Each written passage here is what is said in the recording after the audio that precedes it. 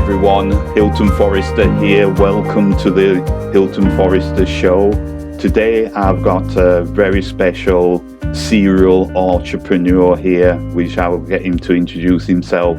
It's a man called Dom Einhorn, and he's a person who's actually built many businesses. And I'm really honored to spend some time with him today and get to know him better and his businesses and stuff. But the power behind these podcasts is to get business owner, people who are out there doing stuff in the community and getting to get to know them so we can actually ask them certain questions on what it's like to run a business. So what I want to do now is, first of all, welcome you, Dom, to the call. Thank you for having me, Hilton. Pleasure to being here. Awesome. Okay. Now, I want to first of all get Dom to introduce himself, but Dom is a serial entrepreneur with multiple startups. He created the first online auction back in March 1998, and this was acquired by a large auction site 5 months later. He then created a company called PowerClick, a digital marketing agency with 500 plus advertisers as his clients. And Dom speaks 6 languages. Wow, it's incredible. In 2018, he returned to France and settled to do a single goal, which is to build and focus on building the world's largest rural incubator accelerator called Unicorn. So welcome to the actual call, Dom. Would you like to introduce yourself a bit more? Sure, appreciate the opportunity very much. Once again, Hilton, thanks for having me on the show. A quick intro by myself. You've done a pretty good job at telling you a little bit about my background. I've been a digital entrepreneur since the tender age of 23.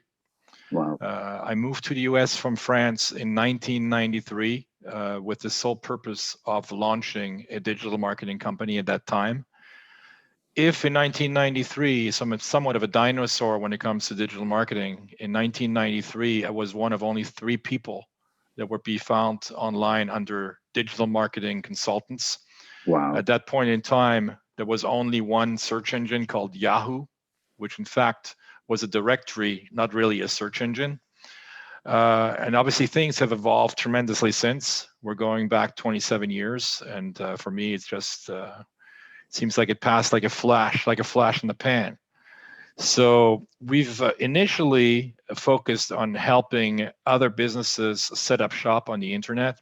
Okay. So in 1993 through 1996, we had set up a small call center in Los Angeles, California, calling on businesses in a B2B environment and basically trying to convince them to set up websites, which were a very novel concept at that point in time. Okay. At that point in time, you would call 10 companies, 10 businesses, and 7 or 8 of them would ask you, what is a website? What the heck is that? You would then explain it to them what it was, and the average comeback was, I don't need this. This is a fad. This is not going to go anywhere. I'm going to stick with my facts. That's fine for me. Right. So it's interesting when you look at things in perspective right now, and with 27 years of hindsight, and how fast things have changed and have evolved.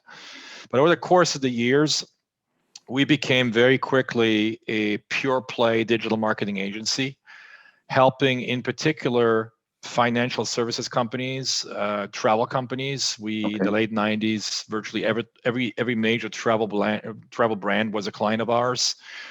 Some large banks, online brokerage houses were client of ours, and we quickly started to specialize in one area in particular in marketing, which was customer acquisition. Okay. Search engine optimization at a very early stage. In fact, we did searching optimization before Google came around. If some of you are old enough to remember Alta Vista, Lycos, web crawler, etc.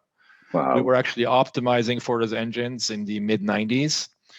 And then going into the 2000s, we started to be more hands-on and working much closer with startups that were launching themselves also in the digital space. And we're very much still doing that today.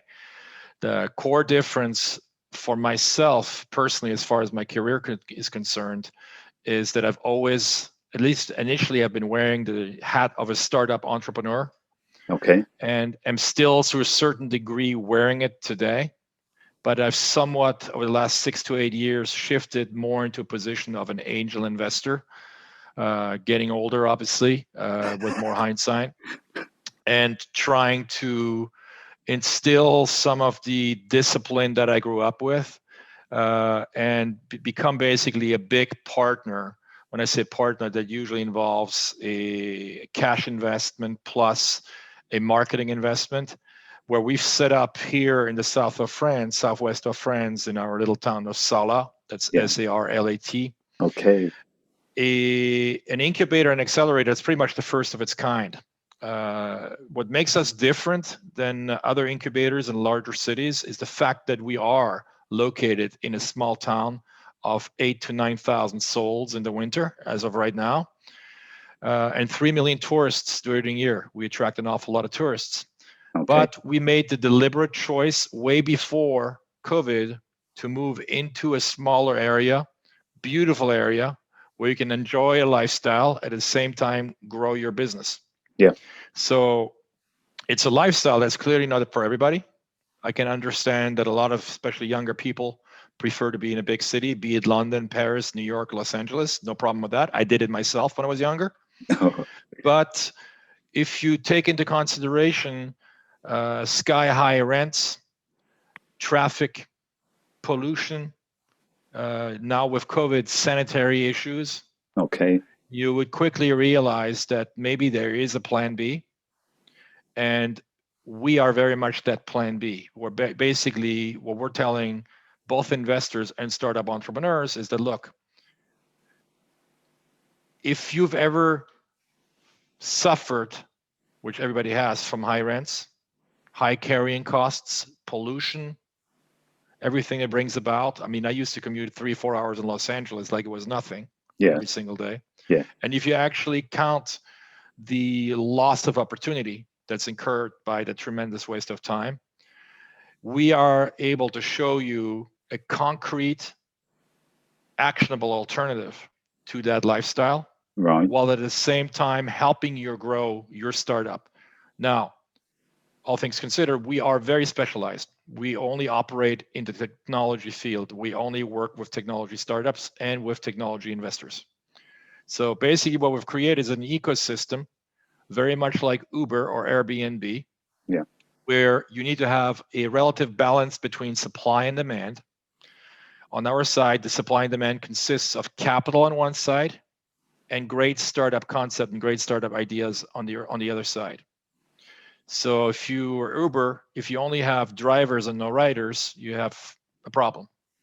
Right. If you only have riders and no drivers, you have a problem. So the whole challenge there is to consistently work on keeping that balance in check between supply and demand, making sure that we have a decent amount of startups, but we also have enough capital to help those startups grow and flourish.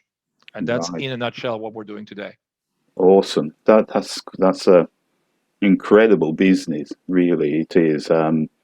You mentioned startups in our conversation, and these there's a lot of people who'll be listening who want to start a business. They've got a dream of doing something.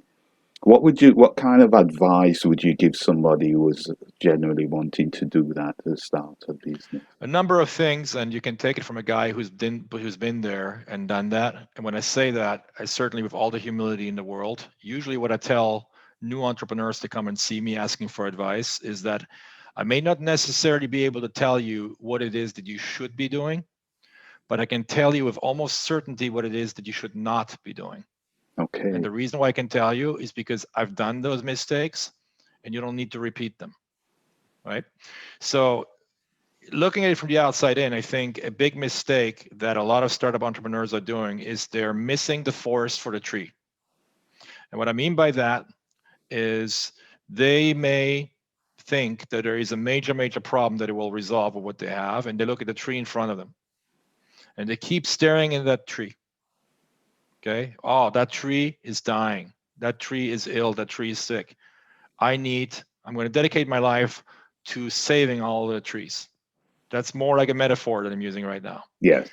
But if you then zoom out, the entire forest may be perfectly healthy, and there's only one tree in that forest that is actually dying.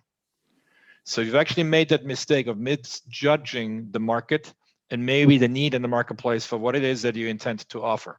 Yes. So what I'm saying is make sure you do your research properly.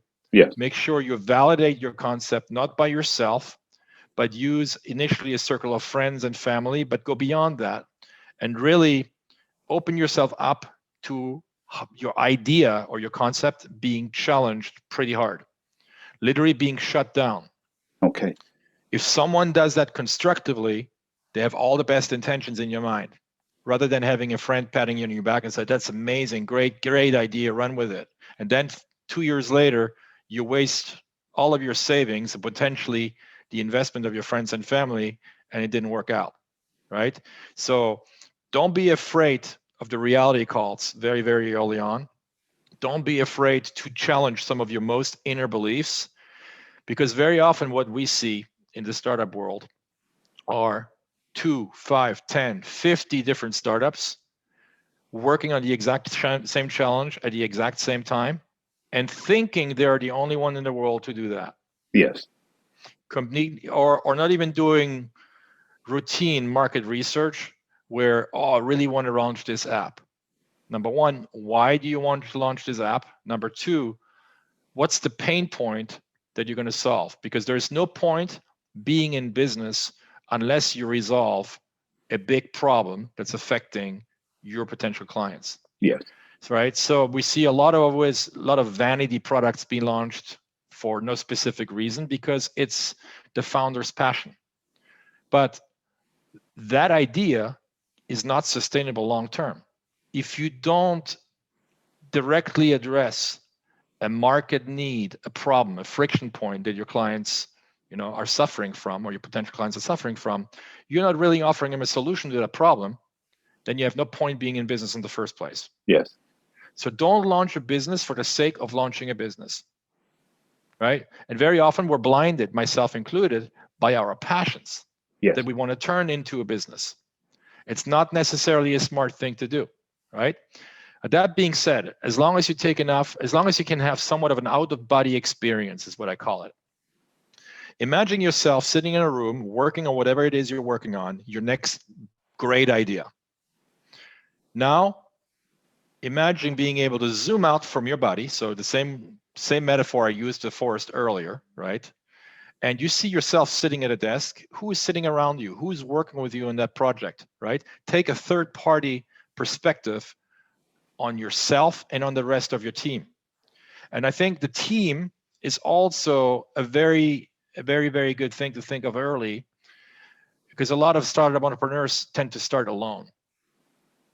The lone wolf concept very, very rarely works. Yes. Right? Surround yourself with bright people, clearly that you can trust, all of which are positive, and make sure that you have complementary assets around yourself. Because as your business scales and grows, there's no way, shape, and form you can actually do this on your own unless you always want to. If you want to be alone, be a consultant, right? Work as a freelancer, no problem with that whatsoever. But if you want to build a real business, that business ultimately needs to scale, and you need to build what I call a puzzle. If that puzzle has 100 pieces, the last piece I need on the puzzle is another me, or that's already on the board, right? So I don't need anybody patting me on the back, et cetera, et cetera. I need a guy who can challenge me. And especially if I have a gaping hole on one side, whether that's marketing, engineering, finance, I need to fill that up because that's what makes my business proposition weak. Ultimately, I want to be able to build this puzzle. It's a beautiful puzzle. I have every piece into place, which means my team is complete. And now we can really work together, right? So those are some of the most important tidbits I would give to any potential startup entrepreneur before he launches himself into whatever venture. That's beautiful, Dom. what I'm hearing from you is don't necessarily start it just because of that emotion. You've got to do the background and get the systems and things. Look at the very important what you just said. Think of it as IQ, Yes, which we all know what it is, and EQ, yes, emotional quotient, right? Most very successful startup entrepreneurs have both, and one keeps the other in check. Okay, so if you have a very high IQ and a very low EQ, actually, there's a lot of studies that prove that you actually have a larger propensity to fail than the other way around. yes, So the ability of having street smarts, of being able to hustle, et cetera, that's what really makes an entrepreneur. Because trust me, hustle you're going to need to do, right? You're not going to succeed unless you can, for example, sell. yes. Because ultimately, unless someone buys your product or service, you make no money. A lot of people tend to forget that. And eventually, even if you raise some money initially, your job is to make money and earn a profit. Okay. So, yes, you're going to have to hustle from day one until your very last day. So, if you have hustle and you have a brain, right? I'm not asking for an IQ in the stratosphere. Okay. If you can hustle and you have some smarts, you can really succeed. If you're super smart and you have no hustle, unless you really find a partner who is a great hustler, you're going to fail. But again, you need to have a good balance between those two traits of character. Ideally decent to high level of IQ and a very, very strong EQ that needs to be even higher. Beautiful. That's well said, Dom.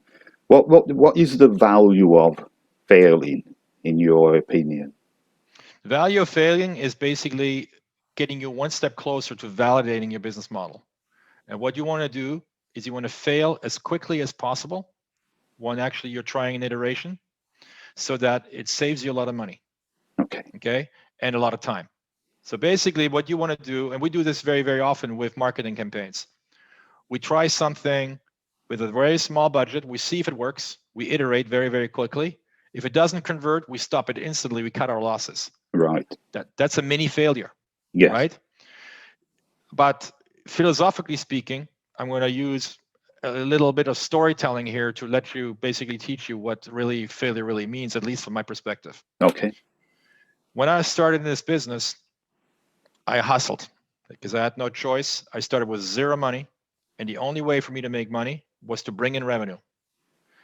So we set out to sell websites to businesses. I'm talking 1993, 94, 95. I put on a headset like this one, okay? An older version, look clunkier than this one. It was about this size, like not a headset, more like a helmet at Yes. that time. Yes. That was And I fashionable. started dialing for dollars. Okay. Right? Yeah. I made 250 phone calls every single day. Wow. Okay. And a lot of people were saying, "Yeah, you're crazy. What are you doing, Dom? I mean, you're gonna kill yourself, et cetera, et cetera." No, I'm saving you, and I'm making sure you get paid. Number one. Number two, after 1 month, I knew that for every 37 phone calls, I had one deal.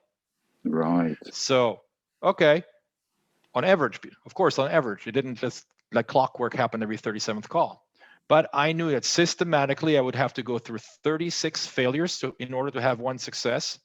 And that success, by and large, made up for all of those many failures. Yes. So the moral of the story is here, number one, don't be afraid to fail because everybody does. The people who say they're an overnight success are lying to you. Nobody is an overnight success. Okay. Even the person who wins the lottery is not an overnight success because he or she probably has bought 1,000 tickets before. Yes. Yeah. Right? Maybe 10,000, maybe even more. Right? Yeah. Because one person out of millions, don't play the lottery. That's the last thing I'd recommend you do. You're much better off. Your chances of success are much, much higher by trying to start a business. But don't be afraid of failure. Number two, embrace failure, because failure, mini failures, not major failures, but mini failures actually make them happen because they're part of the success journey. Right. You actually have to plan them, just like the phone calls, right? Where you're actually expecting to fail many, many, many times before you succeed. Look, even for investors, for venture capital companies, large venture capital companies that are committing hundreds of millions of dollars towards startups, what they expect to do is to invest into 10 startups in the hopes that one will succeed, which means that 9 will fail. Yes. Okay, so total loss 9 times out of 10, and here comes that Uber, here comes that Airbnb, here comes that Spotify, and now we just made 1,000 times our return on our money. Okay, so that's a portfolio approach. I think it's a mental, clearly for any newcomer, it's a difficult mental exercise because the way we all work is we fail and we feel a little bit weaker, we feel we're not worthy, et cetera, right? Okay. But you have to chase that out of your mind. If you expect to fail, if it's part of your journey, if you actually write it down, I know I'm going to fail 9 times out of 10, but that last time I'm going to succeed and it's going to make up for all of my losses, then you want to fail as quickly as possible to get to that winner. Yes. And that's the whole point of failing in life. Awesome. That's a great answer. Um, could I go through your routine, as in your daily routine? You wake up in the morning from more or less start of your day to the end of the day. How do you conduct yourself within that time, Dom? So yeah, I'm a little bit of an outlier when it comes to work because my work, what I do, is also my passion, Oh, right? So if I were a fly fisherman, if I were a football athlete or anything like this, I'm typically waking up and I can't wait to get to work, right? wow. So my journey usually starts at 5:30, 6 a.m. in the morning. Immediately, what I do is I chase any kind of distractions. I check my phone within 5-10 minutes to get rid of the most important stuff, making sure the house doesn't burn down. Okay. Okay, and then I have a stationary bike in my home. I get on there. For the first 10 minutes, I do nothing. I just think. Okay, some people call that a meditation. I'm not really Right. meditating. I'm just kind of like reformatting my brain in the morning, Yes. and then I'm starting to think about what my journey is going to look like, what my day is going to look like, and how I'm going to go from point A to 1B. I'm trying to visualize what I'm going to do, right? That lasts about a half an hour. I don't eat breakfast anymore. I'm intermittent fasting, so I Okay. don't eat until about 1 p.m., which obviously saves me time as well, right? Not eating, obviously, especially in a place like France where people sit down and they have lunch for 2 or 3 hours, right? I don't do that Right. because that would affect my performance. It would affect the rest of my team as well because they're also relying on what I contribute to what everybody else does. But typically, I'm pretty regimented, Okay. and I have a good balance between, I would say, hard scheduling, where I have a call like the call with you is on my schedule, Yes. right? Where I know I have to be there a certain time and it's going to last X amount of hours, versus leaving myself some freedom to actually do more profound work. Yes. And what I think the difference there is for people to understand is how do you differentiate between the urgent and the important. Yes. A lot of people don't know how to make that mistake, that difference. And basically the difference is, if something happens to a friend, he has a flat tire and he needs a lift, that's urgent. I have to go pick him up. I'm going to stop everything else that I'm doing to pick him up, Yes. give him a lift. But it's not important in terms of getting me closer to my goals, right? So the important stuff, most people don't spend enough time on the important stuff. Yes. And easiest way to define what's important is think about where you want to be 5 to 10 years from now and ask yourself the question, is what I'm doing right now contributing to getting me closer to that goal? Yes. And my answer in the south of France is, if I'm sitting at lunch, even enjoying a lunch and laughing for 2 or 3 hours, right? Obviously, it's nice to have every once in a while. I may do it once a month, but can I afford to do this every single day? And my answer is unequivocally no, Yes. because it's not getting me closer to where I want to be. So always challenge yourself with everything that you're doing every single day. Right? Aside from the urgent stuff, someone needs help, you have a bill to be paid, and most people are driven by urgencies. Yes. And it's not a good place to be. It's not a nice way to live your life. We all know that, right? Because now we act so you have to. We waited so long that we have no choice but to, Yes. right? Yes. So try to put the fires out before they even start burning, okay? And leave them out throughout, because urgencies are fires. The important stuff is really what makes you grow as a human being, right? So if I want to be a great athlete, I want to be a great basketball player, and I'm giving myself a window, I'm not going to become the great basketball player overnight, right? Research demonstrates that to be very proficient on anything, whether it's basketball, the violin, the piano, entrepreneurship, being a doctor, you need 20,000 hours of dedicated work Yes. towards that specific domain. Okay. Now, if you're messing around left and right, you're never going to get to 20,000 hours. Yes. Or you might get there when you're 60, 70 years old, and then what? Okay. So that's kind of like how I try to structure it. So I always do quarterly planning, because for me, anything over 90 days becomes too vague, too abstract. I don't really know, because there are so many factors within the next week, month, and 3 months that will derail me potentially from doing that. But I have a pretty good handle on 90 days, right? I can work with that. Yes. Then I break that down into smaller and smaller steps. And that's very easy to do, because we all know what a calendar looks like. We devised the calendar for that specific reason, right? So my 3-month plan becomes a 1-month plan. My 1-month plan is broken down by weeks, and the weeks are broken down by days. Then one little mind hack that I use is every night, one of the last things before I go to sleep, is I ask myself one fundamental question. Did what I do today get me even a little bit closer to where I want to be, yes or no? If the answer is no, okay, no problem. But tomorrow, when I'm asking myself that same question, for damn sure, I'm going to be able to say yes. Yes. Yes. Being able, because that actually reprograms your brain, right? You set different expectations, et cetera, et cetera. You're also setting yourself on a path of prosperity and positivity, right? Don't underestimate the power that has, and that's been proven scientifically many, many times. Yes. Our minds are like Play-Doh. We can shape them any which way we want. If we focus on the negative, we're going to attract the negative in our life. If we focus on the positive, we're going to open up ourselves up to positivity, to prosperity, and everything else that comes with it. Yes.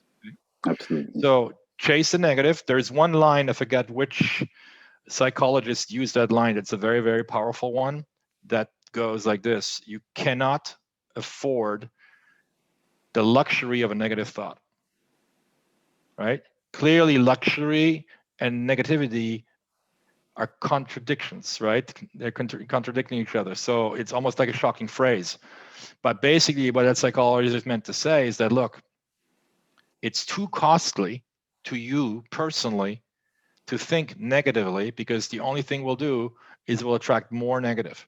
And it's way too dangerous. So it is a luxury. It's not something that you should be having in your life. If it shows up, chase it out. Just like face it, show you're not afraid of it, and show it the way out. I don't want you in my life. You have no business in my life. Yes. Leave. Yes. Right? This is like almost addressing the skeleton in the closet. Right? A lot of people ask me always, hey, Dom, what is the favorite book you ever read? What are the top 5 favorite books? And I could probably rattle them off. But in that sense, there's one in particular I would recommend everybody reads. It changed my life personally and profoundly. It was written by an American neuropsychiatrist called Norman Doidge, Doidge. And the title of the book is The Brain That Changes Itself. Okay. And basically, once you read this book, and he uses many, many examples of patients in his practice, he shows you that you can entirely reprogram your your brain, regardless of how negative you may be today. Okay. And it's all about properly training your brain, to the point where some people who were handicapped and couldn't move one side of their body were able, with the sheer power of their mind, to reprogram the healthy part of their brain to take over and have full mobility again, which before the last 20 years to anybody in the medical field was considered absolutely impossible. Yes. Yes. Right? So, case in point, Superman, right, who passed away from a bad fall after he had when he fell off the horse, Yeah. Christopher Reeves. Christopher Reeves. Obviously, he had a spinal cord that was severed, but he was known as one of the most positive human beings on Earth. Apparently, he was very, very close by training his mind to actually bypassing his spinal cord and actually was tingling his toes again before he got hit with an infection and passed away. Yes. No one had ever seen that. No, everybody in the medical field thought that was absolutely impossible. Yes. So there are a lot of examples like this that show the power of the mind and how you can actually reprogram yourself, regardless of how down you are, how negative you may be today, et cetera, et cetera. If you stay negative, you're digging yourself your own hole. Beautiful. And only you are responsible for it. No one else is. You can blame the whole world. Actually, what you're doing by blaming someone else for your own shortcomings, you're making things even worse because you're relinquishing control. You're basically telling everybody else that you're not in control of your own life, that you are being controlled by other forces, and that is not the case. Yeah. Beautiful. That's an incredible book. It's a book which, you see, what is interesting about what you actually mentioned about neuroscience is over the last 20 years, and I did watch a lot of Christopher Reeve's movies, and he actually carried on acting when he was in the wheelchair as well, which was amazing, and it was so sad when he passed, but it's just amazing how we've moved on from so many things, and where we are now with neuroscientists over the last 20 years, how the mind is. It's an incredible time. And coming out of COVID, eventually there will be a lot of people wanting some of the things which the positivity, moving back into being near normal, But one of the things what you mentioned before about passion, and you can't wait in the morning to get up to go and do what you actually do. How did you get to that? What would you say if you was telling somebody to find that? How would that work? First of all, I would say that everyone on this show, everybody in the world probably has at least one passion, a topic a domain that are very, very passionate about, whatever they may be. If it's helping other people, if it's being an amazing athlete, being an amazing writer, the best entrepreneur known to mankind, whatever that is. Today, you're fortunate enough where you can turn that passion into a living. Yes. Right. And that is kind of like what I would recommend everybody to do, is I would actually recommend, because the last thing you want to do is get up in the morning and you say, oh my God, I can't believe I have to get to work again. Right. I can't believe I have to sit next to this person or face my boss and you don't like the boss or whatever the reason is. This is not a way I would want to live my life. And I don't think that's nothing that everybody else potentially can enjoy, right? Over 10, 20, 30 years. What are you going to do? Waste your life doing something you do not enjoy? So try to find that inner passion and try to see, by all means, if you can actually make that passion your daily bread. Okay. Turn it into your living. Yeah. That doesn't necessarily mean becoming an entrepreneur. It could mean, for example, if you absolutely love dogs or cats, it could mean work for a nonprofit that helps dogs and cats. Yes. Yeah. If you are, if you're outraged about the levels of poverty that are still around in the world and you want to do something about it, join one of these organizations and go to the places where people are still starving and actually do something about it, right? Yeah. See, I have an enormous amount of respect. It has nothing to do with anything monetary, right? Even though a business obviously needs to earn money and earns profits to survive. But what I personally don't understand is that people that can live their life without any passion, without actually saying, I have 24 hours in the day like everybody else. Yes. And this is what I'm going to dedicate them towards. And here's the reason why. Right? So if you want to build your own credo of what you believe in, that's a good exercise to go through as well. Yes. Right? Yes. Wherever you are currently in your life, doesn't matter. Okay? You could be successful, you could be struggling, you could be extremely struggling, you could be out in the streets. Yeah. Ask yourself, because this is your baseline. Wherever you are today is your baseline. Okay? Even if you're up high, this is it. You can only go higher, right? Yes, you can fall lower if you do make mistakes, significant mistakes, but usually we are where we are today, and the rest of your life is a blank canvas. Yes. Everything that's in the past has happened already. There's nothing you can do about it, right? Everything that's coming from this moment on forward, you have full control over. Yes. So what are you going to do knowing that you now have a blank canvas? Okay. Every day is the first day of your life, of the rest of your life. Beautiful. That is so brilliant. You put that perfectly, and one of the things you said earlier about the formulas, as in 80% of your time, 20%. You've heard about the Pareto formula.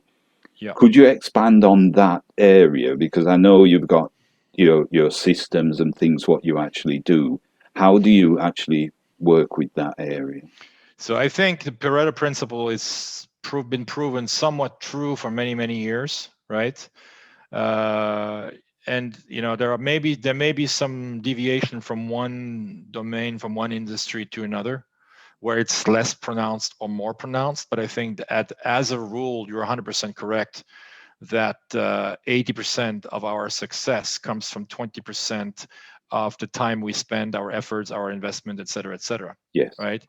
I think if you believe and if you take that as somewhat granted, which most people will do today, I think the real takeaway, the real moral of that story is that you should clearly be focusing more on what's making you successful and spend less and less time Yes. on what is a waste of time.